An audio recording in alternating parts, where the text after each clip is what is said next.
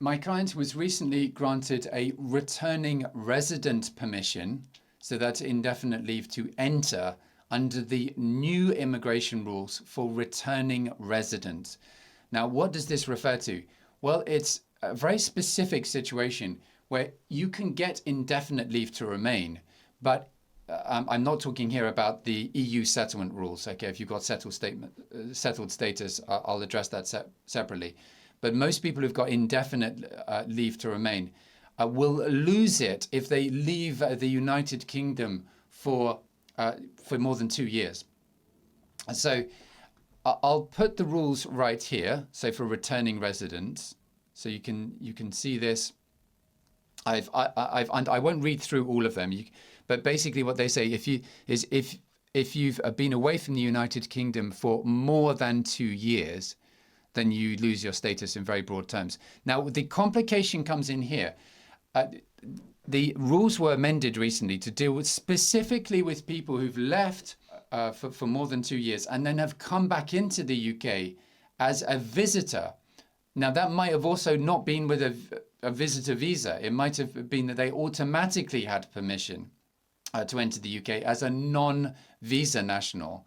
But they came back in as a visitor after 2 years, and then they've left again. Now, the effect of the old rules was that it left these people in a very difficult position, but the rules were changed. However, the drafting of the rules is absolutely awful.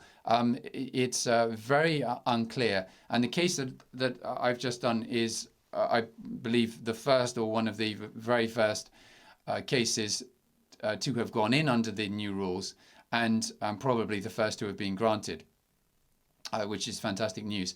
So I'm going to go through in this video the different elements of the test that you need to satisfy if you're in a position where you've basically lost your indefinite leave to remain and you want to regain it through a returning resident visa application. So let's go through the language. So I've broken down the Rule 19B test into different components. So the first is having been absent from the United Kingdom for more than 2 consecutive years. So you need to meet each of these elements of the test. So the explanatory memorandum to the recently amended legislation said this, that they're updating the returning resident rules as currently they do not allow someone whose indefinite leave has lapsed to apply to resume their settlement as a returning resident if they've subsequently returned to the UK as a visitor. To avoid this situation, the rules are being changed to allow someone in this position to resume their settlement in the UK, although they must still make their application from outside of the UK. So my client made their application from outside of the UK, left the UK to make the application. Now, so basically what this means is do you have a consecutive 2-year period outside of the UK in the past? So when you left the UK, were you outside of the UK for more than 2 years? You need to identify at what point you reached that threshold. And we need to give the dates when you left and at what point then your indefinite leave to remain expired, if you like. Now, the second element of the test is who, after having indefinite leave to remain in the United Kingdom, had permission as a visitor when they last left. So did you have permission as a visitor when you last left the UK? This may have been, as I say, automatic permission if you were a non-visa national who did not require a visa. Nonetheless, the permission you exercised was a permission. It's just that you were granted it automatically, even if you went through the e-gates. Now, so you've come back into the UK as a visitor. Now, let's have a look at the third element of the test. Providing they have not had temporary permission in another route between the point where the indefinite leave to remain, the indefinite leave to enter or remain lapsed, and their permission as a visitor was granted. So what they mean here, there's really a legal issue. What do they mean by, quote, other route? Now, what I've said in this application is that another route here is referring to temporary permission in a route other than as a visitor. So can you confirm that since accruing your more than 2 years absence. You've not had a temporary permission in a route other than as a visitor. For example, as a student, let's say. And then the next element, that the person can demonstrate he has strong ties to the United Kingdom. So for this, the best practice is to use a statement. It will be a detailed statement backing this up. Your strong ties to the UK, going through each of the subcategories of tie, if you like, including the relationships and the nature of your ties to the UK.